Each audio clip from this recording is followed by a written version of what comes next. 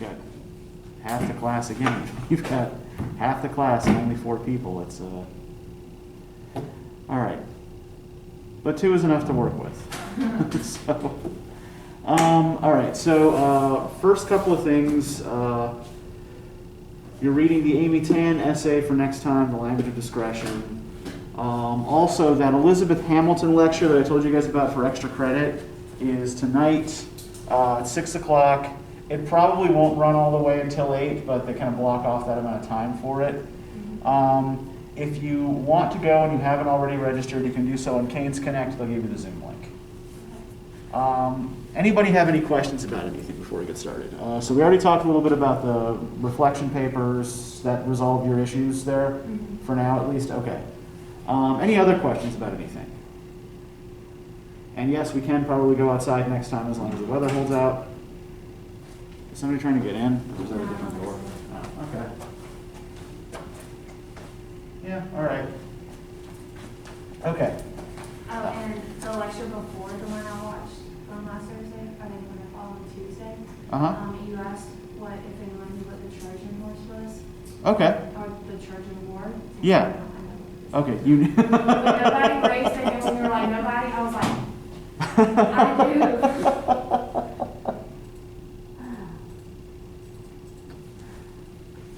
All right, well, we'll file that away for later. Okay, so for right now, here is what I would like you to do. You don't have to share this information publicly, right? What we'd like you to do is take out a sheet of paper and just fill out something for each of these identity categories that fits you, right?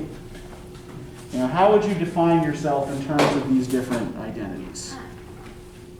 Like on ourselves? Yourself. Like basic definition. Yep, nope, yourself. Okay. Yep.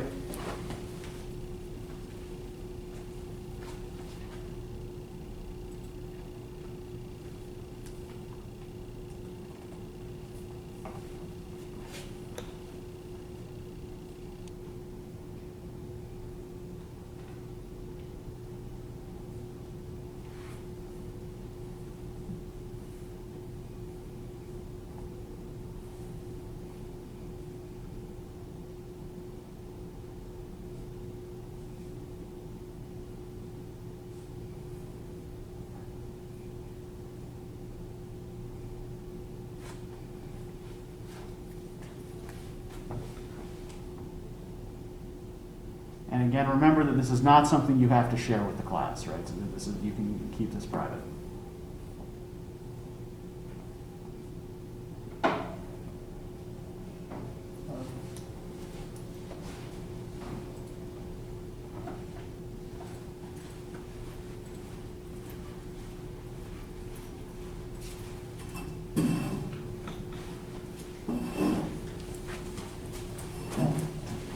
Here's what we're doing, right? I want you to take out a sheet of paper, write down these identity categories that I have on the board, and I want you to think about how you would define yourself in terms of each of these categories, right? Like, where would you fit into each of these categories? And remember, you don't have to tell anyone, right? You don't have to share this. You don't have to share this with the class.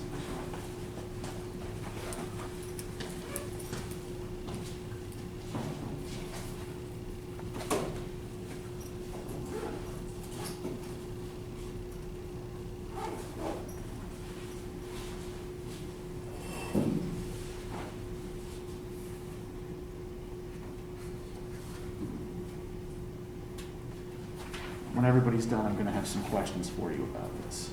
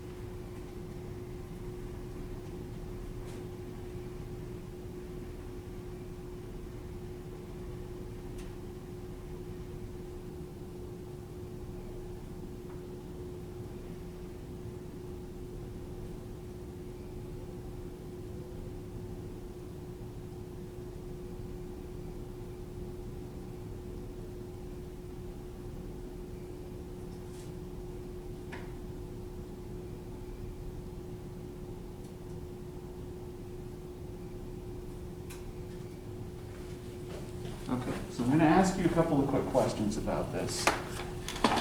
And just, think about it, be as honest as possible. Again, you're not going to be asked to share anything specific with the class, right?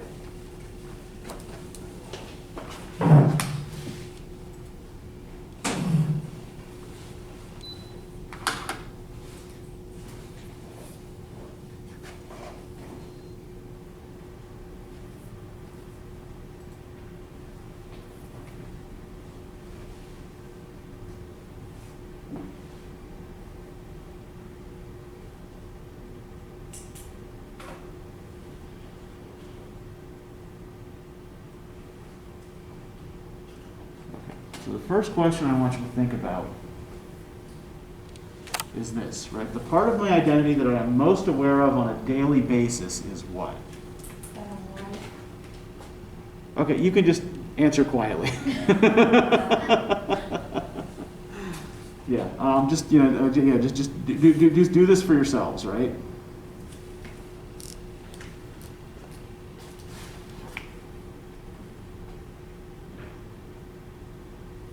And take a minute to think it through first. All right, second question. The part of my identity that I am least aware of on a daily basis is what, right? Like, what's the most invisible part of your identity to you?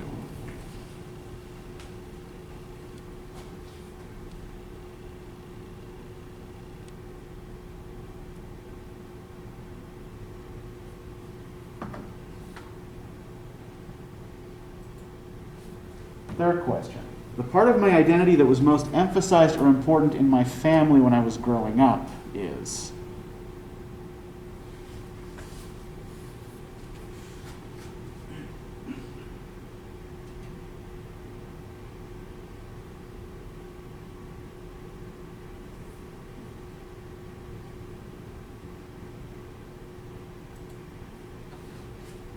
Right. The part of my identity that I wish to know more about is?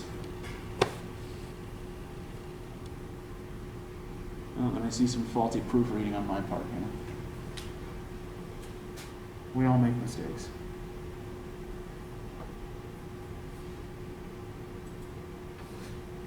The part of my identity that provides me the most privilege is?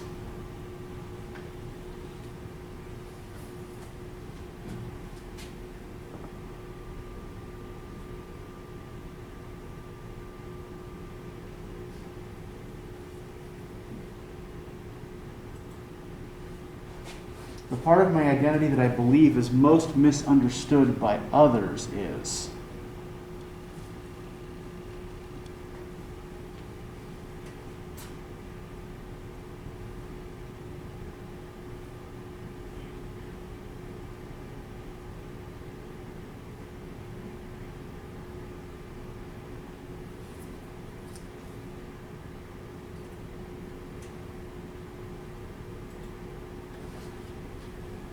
The part of my identity that I feel is difficult to discuss with those who identify differently is? All right, what's the hardest part of your identity to talk about with people who aren't in the same group?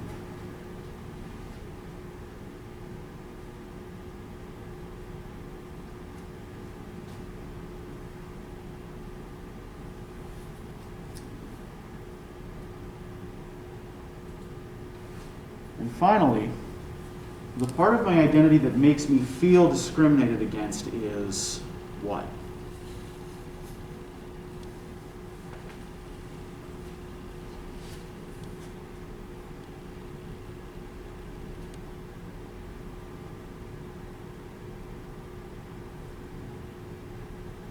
Okay, so what I'd like you to do now is think about the list that you've made here, right? And I want you to think about a couple of things, right? First, did you learn anything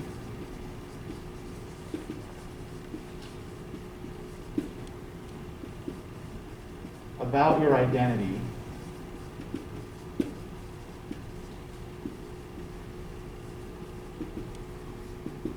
from breaking it down in this way. Right, do you feel like there's anything you learn about yourself or about the different categories you belong to or think you belong to from breaking this down in this way? And secondly,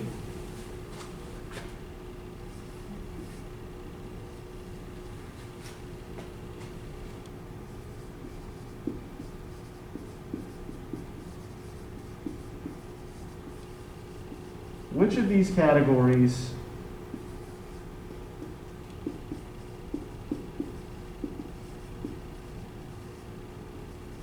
do you think are most important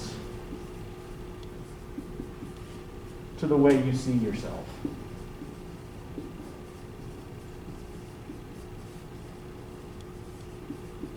And to the way others see you?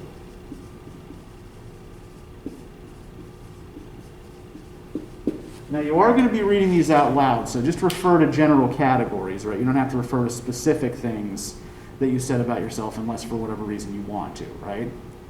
All you have to do is refer to specific, like to the general categories, right? But yeah, take a few minutes with this. Put something on paper, right? And then we'll share our thoughts in maybe 5 to 7 minutes, right?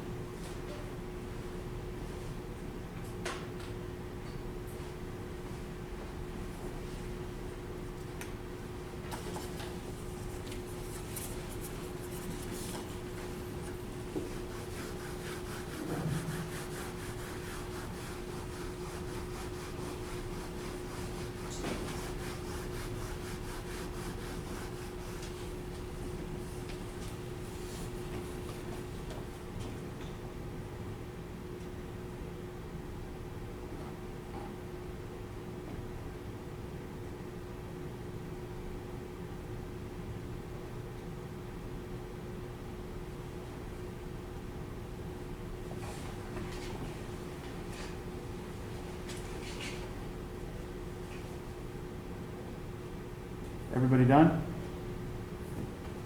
Okay, so who is willing to share first?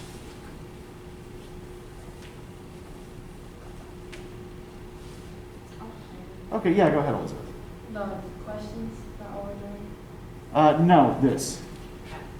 For the first one, I said I did, but I didn't. A lot of these things I don't think about because that's just my personality.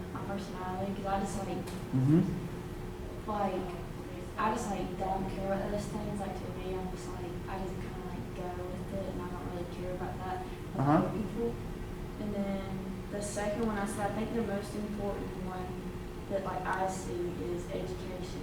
And then I think the most important to others that see me are my race, my socioeconomic status, and my gender expression. Okay, good, thank you. Gia, go ahead. For the first one, I didn't really learn anything new about myself, but I Mhm. learned anymore. And for the most important thing, I would have to say would be my gender expression, sexuality for me, and then for like others, it would be like socioeconomic status. Okay, so you think when other people are looking at what they're looking mostly at socioeconomic status. Okay, Ron. For me, I didn't really learn anything doing this, and the most important thing for me is that's where I'm from. Okay. Okay, so so that kind of home identification is what's most important and most valuable to you. Okay, so here's why I wanted to do that. Have you guys done an exercise like this before? Maybe something like in a sociology class or something like nobody's ever done it? Okay, you have done this in sociology. Okay, so the reason that I wanted to do this is to demonstrate that identity is a complicated thing that's made up of a number of different factors, right? And all of these different factors intersect in order to make us the people that we are, right? So while we may be, higher status in one particular category, we may be lower status in a different category, right? While we may be comfortable and in the majority in one category, we may be in a minority in another, right? So, to give you an example of how this sort of thing breaks, how these things interact with each other, right? In terms of our personal narratives. So, if I'm looking at myself, right? Okay, race. Okay, yeah, I'm white. Ethnicity, mostly Scottish Welsh. Gender expression, male. Sexuality, heterosexual.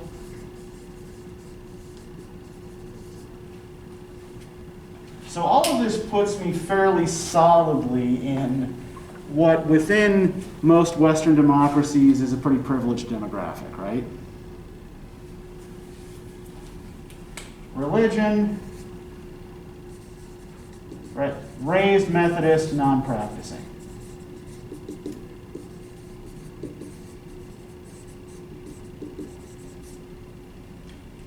Now this is someplace where I do sometimes, particularly living where I do now, run into some issues, right?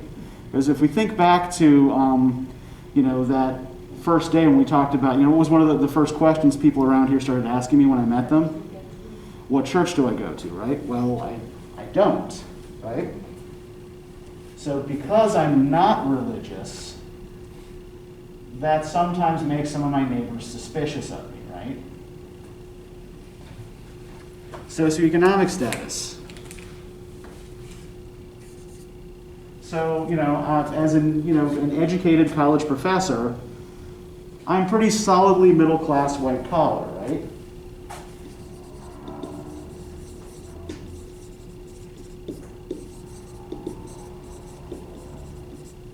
But my upbringing was working class.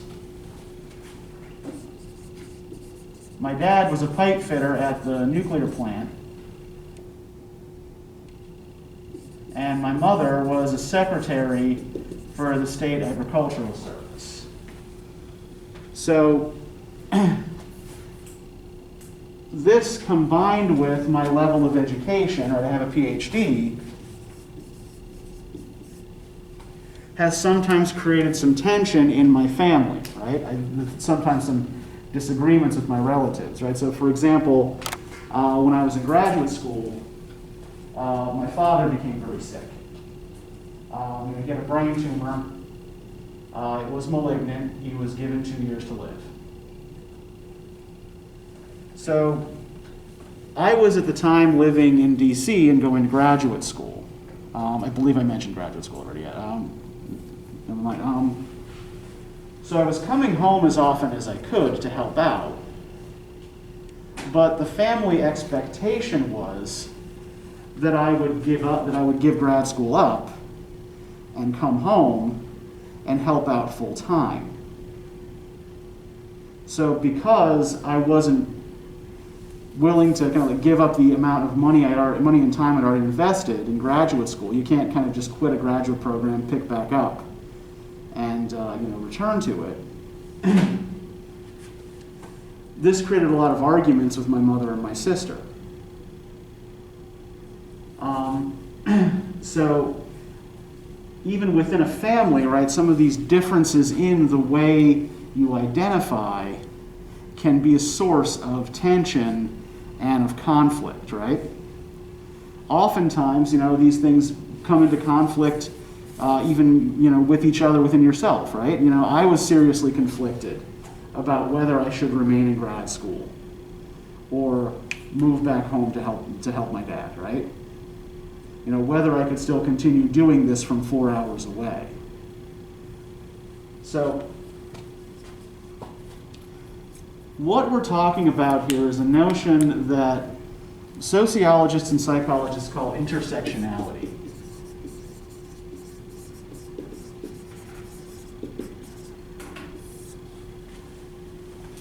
So this is an idea, or it's a term coined by a lawyer by the name of Kimberly Williams Crenshaw in 1989.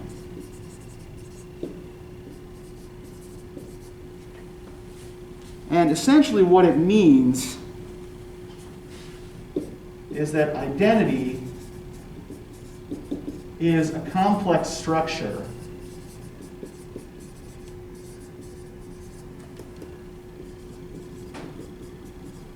built, or personal identity, let's say, is a complex structure built out of several smaller, more specific identities.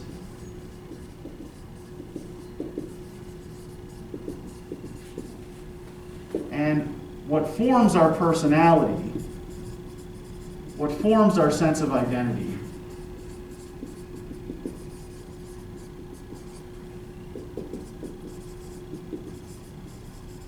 is the intersection of these different identities.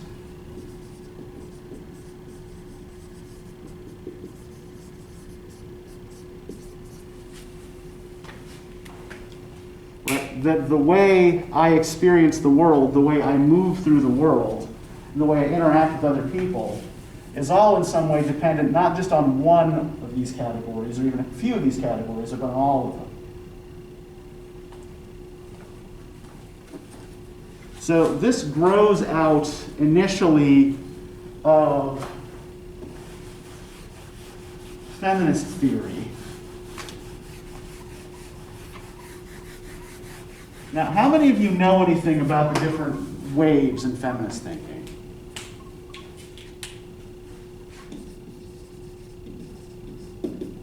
I will take it by your silence, not much. I mean, I've heard that there are ways. Okay. Okay.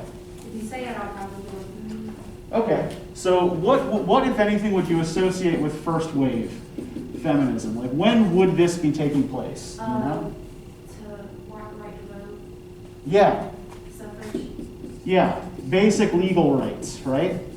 So yeah, we're talking here about like the suffragette movement and associated movements like that. in the late 19th and early 20th centuries.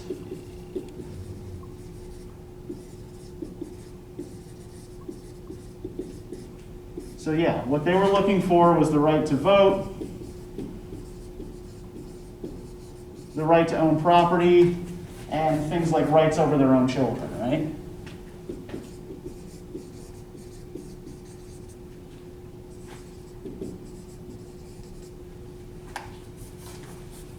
So essentially, what they were fighting for was kind of like the legal status of citizens, right?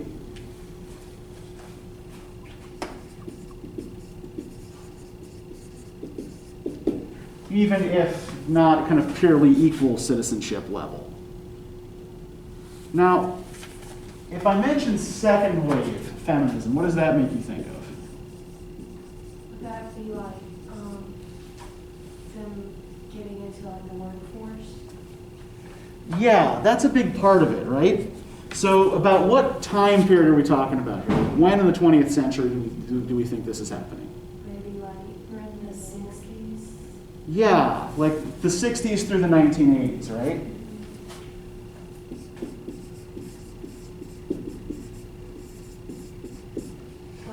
Was this like mainly centered around like black women? It was during the civil rights era? The two movements often allied with each other, but actually one of the things we're going to talk about as we look at Audre Lorde is that they often didn't really see eye to eye on certain things. One of the common criticisms of both first and second wave feminism, for example, is that they tended to center the experience of white middle class women and to often ignore the issues that were most important to working class women and to women of color. Right, but yeah, the big issue for second wave feminism is gender equality.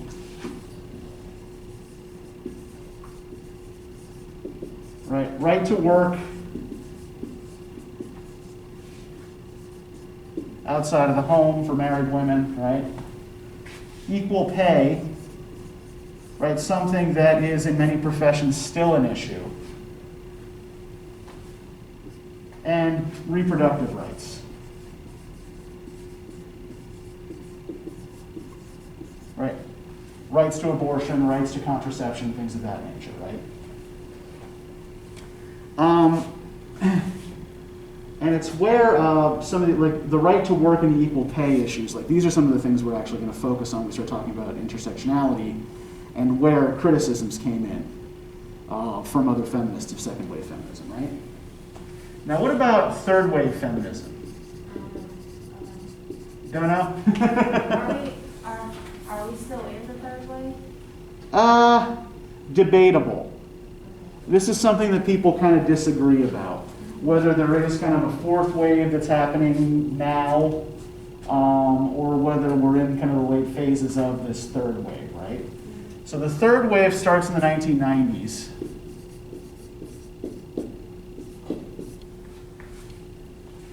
And ends, we're not sure, right? If there is a fourth wave, it started sometime in the last decade. So third wave feminism is focused primarily on issues of female empowerment,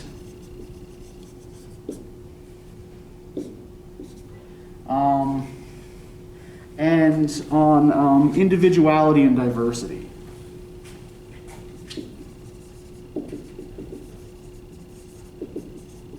So to give you some examples of how third wave feminism differs from second wave feminism. Second wave feminists are sometimes referred to as like kind of like the pantsuit generation, right? The idea was kind of like parity with men, equality with men, and thus often kind of downplaying differences between genders, right? You know, arguing that men and women are more alike than different. Third wave feminists embraced femininity as a positive value, right? That it was okay to wear dresses and makeup, although they often did so in ways that subverted conventional notions of beauty, right? So I don't know if any of you are familiar, you might be a little young for this, with like the Riot Girl movement in rock music. Does this sound familiar to anybody? What? Riot Girl, No. usually spelled like that. So this would be bands like Bikini Kill, Babes in Toyland, and I'm really just kind of showing you how old I am, aren't I? Yeah, this is clearly not ringing a bell for any of you. Okay, so what these artists did, so they wore dresses, right? But they were often kind of like torn or mismatched, or hanging off the shoulder, like things like that. They were often like worn in ways that were slightly unconventional, right? They'd wear makeup, but it would be smudged, it would be bright or garish colors, right? Things like that. So, kind of adopting these modes of feminine dress, but doing so in a way that was meant to kind of take them back forward. Like we're not just doing this to be attractive to men, right? So it's also this third wave where people start thinking about in a serious way, or start talking in a serious way about intersectionality.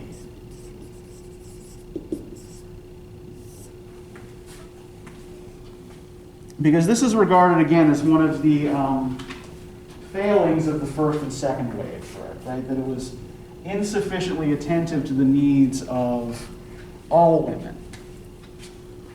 For example, the first wave, in their pushes for basic legal rights, in order to secure voting rights and property rights for middle-class white women, often also supported measures that denied those same rights to black women.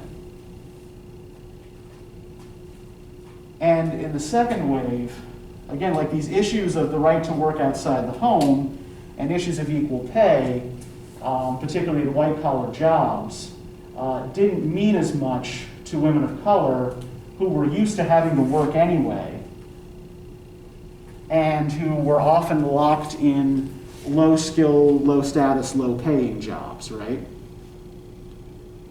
So, whether your boss is making $150,000 or $100,000 a year doesn't matter so much to you when you're making $8 an hour, right?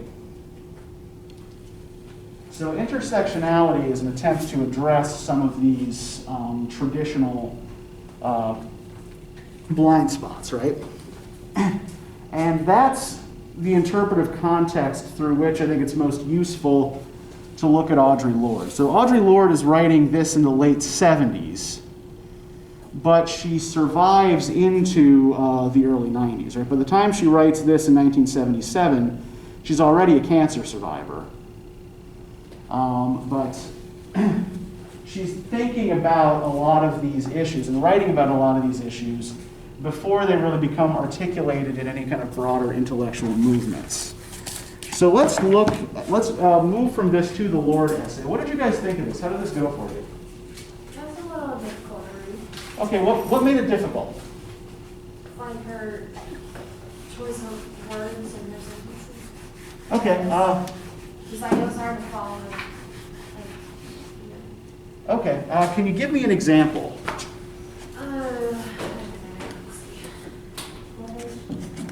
Starts on page 154.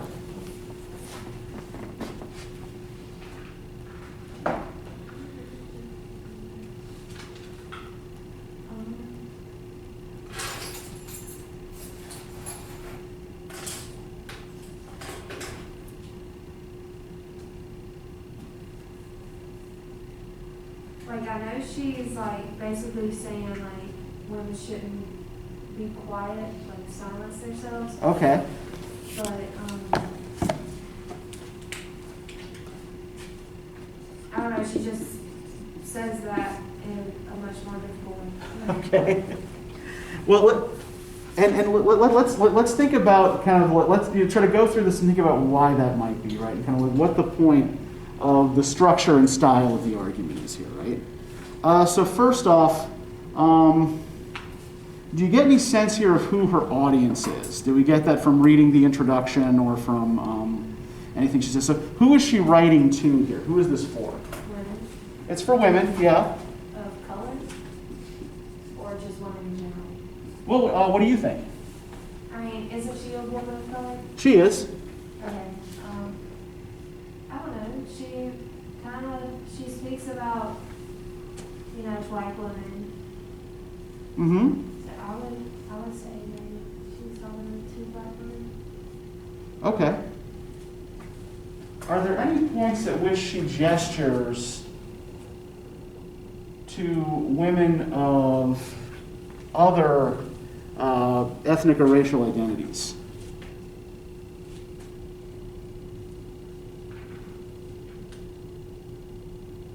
So she identifies herself pretty clearly in that first paragraph, right? She says, I am standing here as a black lesbian poet. Right, so a racial identity, a sexual identity, and a professional identity, right?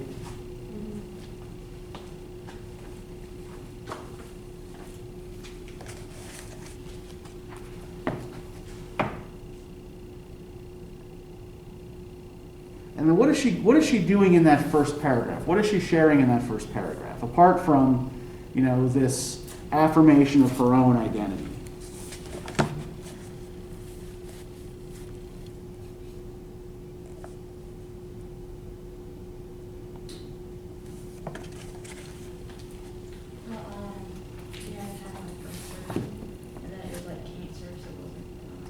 Yeah, talking about having to have that tumor removed, right? So she shares a personal identity, like her personal identity, right?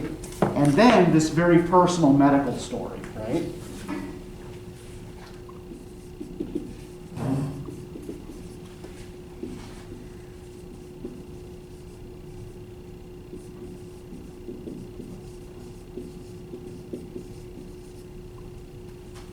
Right, the sort of thing that, you know, you might not lead with generally when you meet a stranger, right?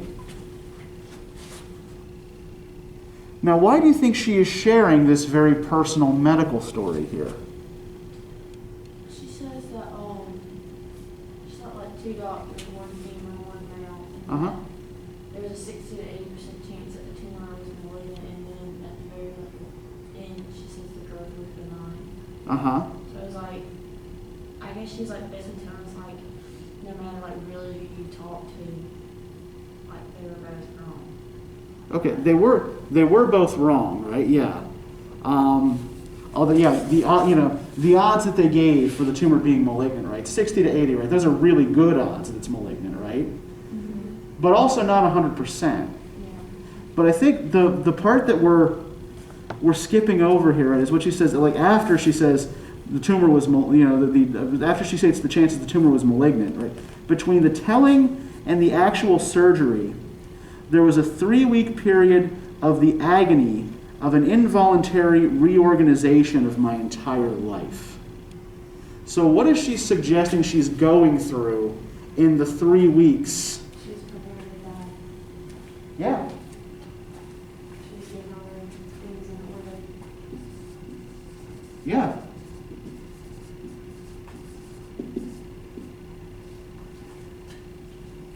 Essentially what those 3 weeks are, right? Those 3 weeks are, 3 weeks of uncertainty, right?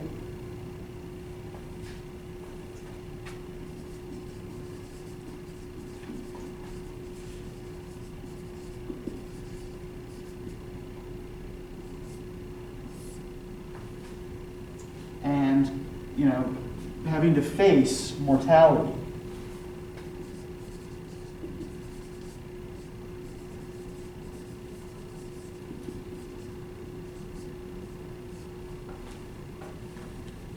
And another thing that I want to note, like in addition to talking about the tumor in the second half of the paragraph, is there a word that she uses in the first half of the paragraph that relates in some way to sickness or injury or disease? I have come to believe over and over again that what is most important to me must be spoken, made verbal and shared, even at the risk of having it bruised or misunderstood. Yeah, bruised, right?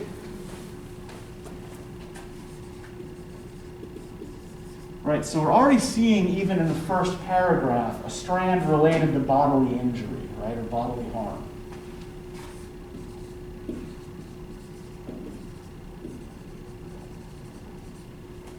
not humor.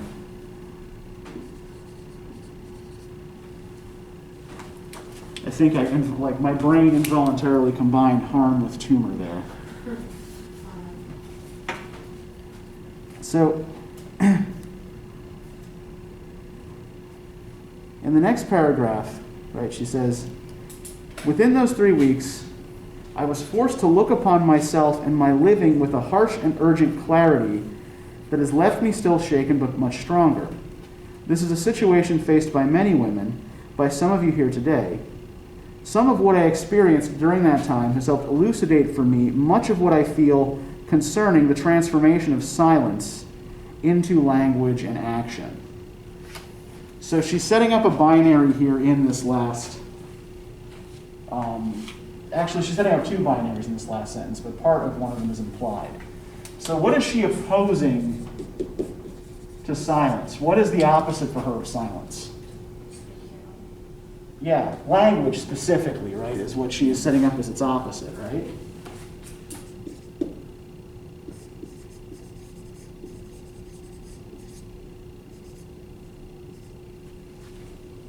And what does she associate with language in this last sentence in the second paragraph?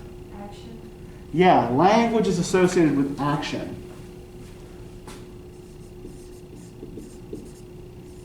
So if language is associated with action, then what must she be associating with silence? What's the opposite of action? Yeah. Yeah, inaction, passivity, right? So to be silent is to be passive, right? To just let things roll over you. To speak is to act. And becoming forcibly and essentially aware of my mortality and of what I wished and wanted for my life, however short it might be, priorities and omissions became strongly etched in a merciless light, and what I most regretted were my silences. Of what had I ever been afraid? To question or to speak as I believed could have meant pain or death.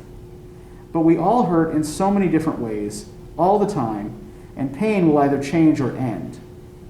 Death, on the other hand, is the final silence. And that might be coming quickly now, without regard for whether I had ever spoken what needed to be said, or had only betrayed myself into small silences, while I planned someday to speak or waited for someone else's words. And I began to recognize a source of power within myself that comes from the knowledge that while it is most desirable not to be afraid, learning to put fear into a perspective gave me great strength. So what other ideas is she associating with silence in this paragraph? Right, she's kind of building on this silence theme here. Like, what other related idea do we have here?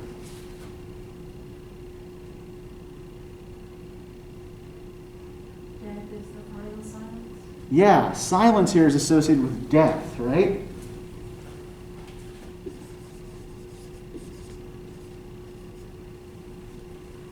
Death is the final silence.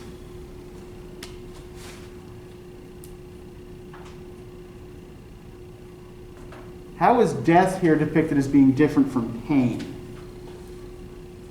Right, so if you speak, it might cause you pain, right? Pain will either change or end. Yeah. Pain is temporary, right?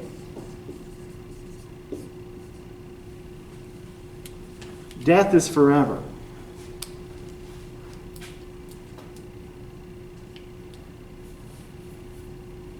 So putting her silences into perspective here, right? There will come a point at which you no longer have the opportunity to speak, right? And even if it hurts you to say something now, it is better to do that, to express it, because you don't know how long you have, right? So this whole notion of mortality is kind of underwriting everything that she says in this essay, right? Of mortality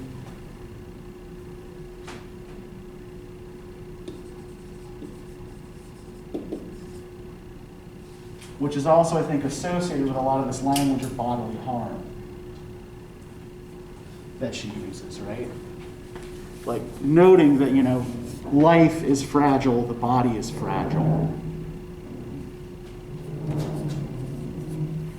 Can I get somebody to read this next paragraph for us, starting with, I was going to die if not sooner than later? Yeah, go, thank you. I was going to die if not sooner than later, whether or not I had ever spoken myself. My silence will not protect me. Your silence will not protect you. But for every word spoken, for every attempt I had ever made to speak those truths, for which I am still seeking, I had made contact with other women while I examined the words to fit a world in which we all believed, breeding our differences, and it was the concern and caring of all those women which gave me strength and enabled me to scrutinize the essentials of my living. Okay, thank you. So there are two sentences in this paragraph that I'd like to try to pick apart for a minute. So first, the best known pair of sentences in the entire essay is, my silences had not protected me, your silence will not protect you. What is she suggesting about the reasons we tend to keep silent? Why do you keep your mouth shut? So we don't cause anything to happen? So we be protected? Yeah, exactly. It's a way of insulating yourself from pain or embarrassment, right? If I just keep my mouth shut, if I'm just quiet, then nothing bad will happen to me. And what is Lorde presenting as the truth of this situation? Now her silence had protected her, so it's not going to protect you either. Yeah. That being silent didn't protect her from criticism and didn't protect her from cancer, right? Didn't protect her from pain. And so the way we traditionally think of silence as a kind of shield, as a kind of defense, right? It doesn't work that way, right? Bless you.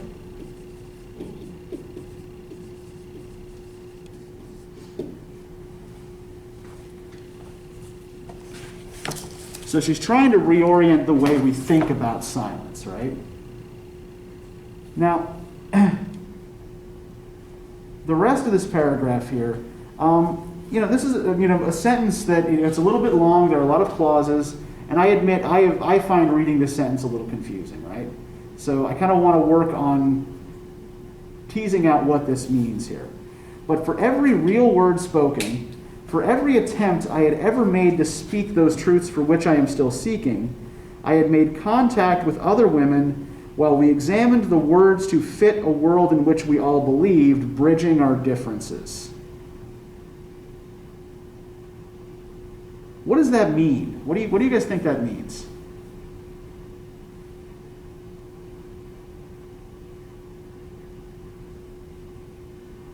She met with other women and listened to their experiences, and they all realized that one way or another that all of their experiences bridged together. Okay, yeah. And what did she have to do in order to make contact with these other women? Speak. She had to speak, yeah. If she hadn't spoken or if she'd stayed silent, she wouldn't have made these connections. Okay, so I think that's part of what's going on here, right? That through speech, we make contact with others and are able to both find common ground and to bridge differences, right? And here's the part of it that I tend to find a little bit more confusing. While we examined the words to fit a world in which we all believed. So what are they doing as a group in addition to simply, kind of making contact through speech? What else are they doing to or with language? They Okay, yeah, I mean, something not unlike what we do here, right? We pick out particular keywords and we try to tease out their meaning, right? They are trying to examine the words to fit a world in which we all believe, right? So they all believe in the same, in some similar goal, right? They share some similar goal. Do they seem to think that language as it is able to realize the goal that they have?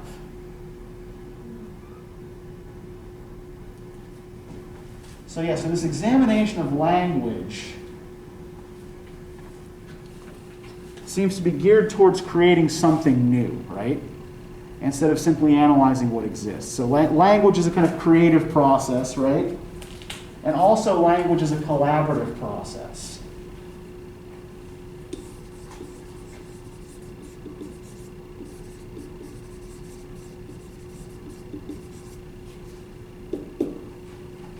I think it's also important to note the direction in which this paragraph moves to, right? So it starts with the personal, right? Every attempt I made to speak then broadens out into a wider community, right? I made contact with other women, and then they are examining language and bridging their differences, right? So if we look on page 155, can somebody read the paragraph for us at the bottom of the page where she talks about celebration of Kwanzaa? Yeah, thank you, Gia. In my house this year, we are celebrating the Feast of Kwanzaa, the African American Festival of Harvest, which begins the day after Christmas and lasts for 7 days. There are means of unity, the decision to strive for and maintain unity in self and community. The principle for yesterday, the second day, was Kujichagulia. Yep. Self-determination, the decision to define ourselves, name ourselves, and speak for ourselves instead of being defined and spoken for by others. Today is the third day of Kwanzaa. The principle for today is Ujima, collective work and responsibility. The decision to build and maintain ourselves and our communities together and to recognize and solve our problems together. Okay, so there's a definite trajectory here, right? There's a definite set of principles here that I think guide a lot of the arguments that she's making in the essay, right? Unity, and you can't spell community without unity, right?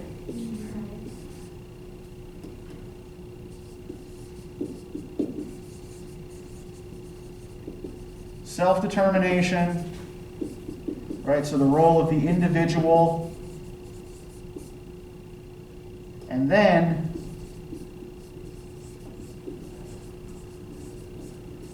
collective action, right? That speech and language enable all three of these things that need to work in tandem with each other, right? So you have to speak for yourself, right? You have to speak for the sake of your own health, in order to form your own identity, right? But through speech, you also forge these links with others. You form a community. And once you have formed that community, you can take action together, right? So speech and language are about saving yourself, in part so that you can also save others. All right, so let's go back to page 154. Can I get somebody to read the last paragraph on that page, the women who sustained me through that period? Thank you, Ron. The women who sustained me through that period were black and white, old and young, lesbian, bisexual, heterosexual, and we all share a good war against the tyrannies of violence. They all gave me strength and concern, without which I could not have survived intact. Within those weeks of acute fear came the knowledge within the war we all weighed in with the force of death, subtle and otherwise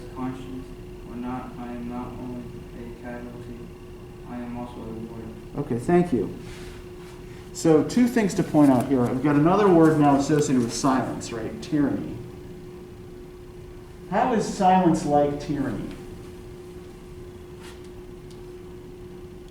What is tyranny? It's like what isn't that like one person ruling a country by force? Yeah, tyranny is, kind of like, we usually associate it with oppressive rule by force, right? And if you are silent and passive, then you're allowing yourself to be pushed around, right? You're allowing yourself here to be oppressed. And I think this is related to what she says at the end of the paragraph, right? I am not only a casualty, I am also a warrior.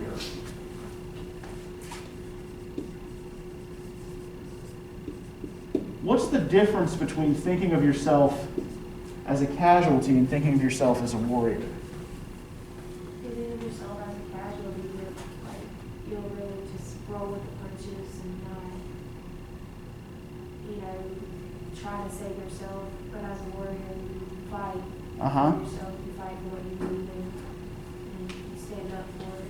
You don't stop until you die. Yeah, I mean, a casualty is basically just a victim of war, right?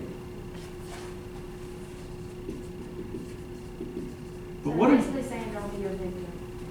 yeah, or at least Don't consider yourself a victim. yeah, don't just be a victim, right? She says, I am not only a casualty, right? She admits that she is a casualty, she is a victim, right? But that's not the whole picture here, right? She doesn't let that define her. Yeah, she is also a warrior, right? In order to be a casualty in war, you also have to be a warrior, you have to be an active participant, right?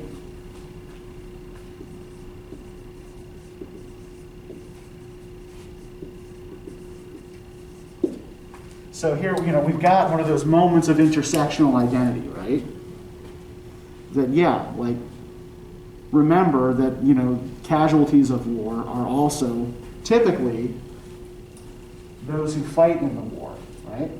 So while you may be a victim, think of yourself also as a warrior. Think of yourself also as a fighter. What are the words you do not yet have? What do you need to say?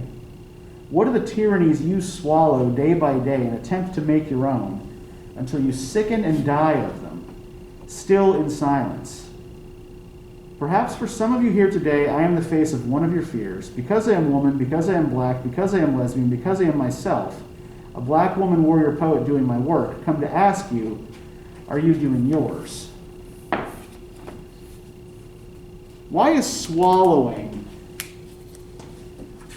an effective metaphor here in this paragraph? What do you do when you swallow something? Push something down. Yeah, you force something down your throat, right? And then what happens to whatever you swallow?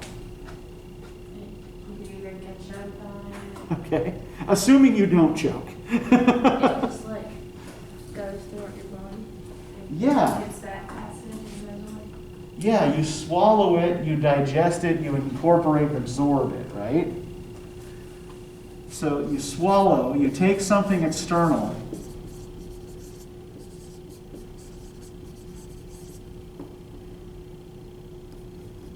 put it into your body, and absorb it until it becomes incorporated into your cells, right? So if you're swallowing tyrannies day in, day out, right, what essentially then are you doing with these tyrannies? absorbing them. Yeah, they're becoming part of you, right? They're becoming just part of your natural day-to-day existence. And it becomes that much harder to fight, right? And, I think this is all part, this isn't necessarily related to injury and mortality in quite the same way, but it is part of this whole kind of broader discourse of the body that is running through this whole thing. And of course I'm afraid, because the transformation of silence into language and action is an act of self-revelation, and that always seems fraught with danger. But my daughter, when I told her of our topic and my difficulty with it, said, "Tell them about how you're never really a whole person if you remain silent, because there's always that one little piece inside you that wants to be spoken out. And if you keep ignoring it, it gets madder and madder and hotter, and if you don't speak it out, one day it will just up and punch you in the mouth from the inside." So, the reason I wanted to look at this paragraph is because there is this other discourse running through the essay about wholeness. Right. On the previous page, she said that this community of women that she found helped her survive intact, right?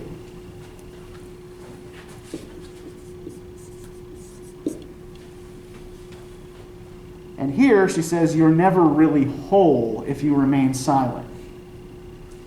Right? There's always some part of you that you're trying to keep down, you're trying to repress, that is going to push back against the rest unless you incorporate it, right? Unless you express it.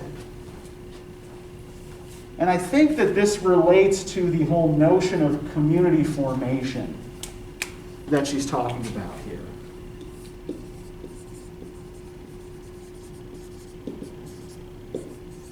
Right? Not only do you have to be kind of like whole and honest in yourself, but a big part of the whole purpose here is contact with others and building these kinds of bridges, right? And that everybody has to be doing their part to maintain and to build this community, right? You know, she asks in the previous paragraph, right? You know, she calls herself a black woman warrior poet doing my work. Come to ask you, are you doing yours? And I think that this gets to, and I think this is where we'll finish up because we're running close to time here. If we look on page 156, can I get somebody to read the paragraph that says, "and where the words of women are crying to be heard"? Thank you. And where the words of women are crying to be heard, we must each of us recognize our responsibility to seek those words out, to read them and share them, and examine them in their pertinence to our lives. Mm-hmm. That we not hide behind the mockeries of separations that have been imposed upon us and which so often we accept as our own. For instance, I can't possibly teach black women's writing. Their experience is so different than mine. Yet how many years have you spent teaching Plato and Shakespeare and Proust, yep. Proust? Or another, she's a white woman and she's a white woman and what could she possibly have to say to me? Or she's a lesbian, what would my husband say, or my chairman? Or again, this woman writes of her sons and I have no children, and all the other endless ways in which we rob ourselves of ourselves and each other. Okay, I think part of what's going on here is a reminder again of who the audience is here, right? She is, like, this was originally a lecture that she gave at a meeting of the Modern Language Association.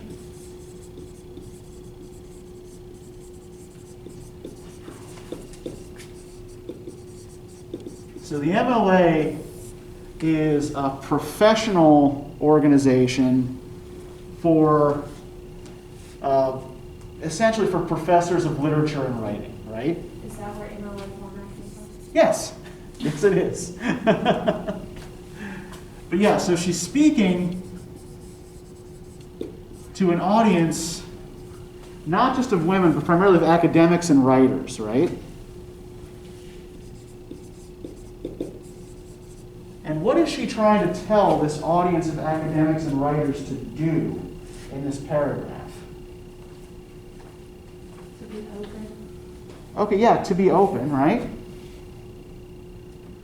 You know, in particular, to be open to the experience of those who are not like you, right? She says, she puts words in someone's mouth here, says, I can't possibly teach black women's writing. Their experience is so different from mine. Yet how many years have you spent teaching Plato and Shakespeare and Proust? So what is she, why does she choose Shakespeare, Plato, and Proust as an example for an audience of academic women? Because they were hard writers and men. So Uh-huh. we pay so close attention to understand what they're saying. Yet, we don't understand, we don't choose to understand what, Uh-huh. Shudi, for example, would be saying. Sure. They are also all white men who lived a long time ago, right? So what she's saying is, you teach these other writers, right? These male writers whose experience is very different from yours. And she's not saying there's anything wrong with that, right? But she is saying, why can we normalize that? We can normalize that kind of teaching of someone else's experience. But we can't normalize the teaching of black women's experience. Right, coming back to this whole notion of the whole, right? Or another, she's a white woman, what could she possibly have to say to me? Or she's a lesbian, what would my husband say, or my chairman, right? The suggestion that male authority figures might dictate what texts women choose to teach, right? Or what texts women academics might choose to assign. So I think what she is trying to argue for here is a kind of solidarity among educated academic women to promote the voices of those who have been heard less often. Right, to kind of lift up the whole of the community here. So, does this make any more sense to you now? Okay. Do you guys have any questions about this? Okay, so remember we're reading the Amy Tan piece for next time, right? I'll remember to do the vocab words for this for tonight, and then we will meet again on Thursday. And yes, if the weather is nice, we'll go outside. Yes, Ron? What page is it? The Amy Tan? Yes. It starts, I believe, it's actually the next one. It starts on page 158.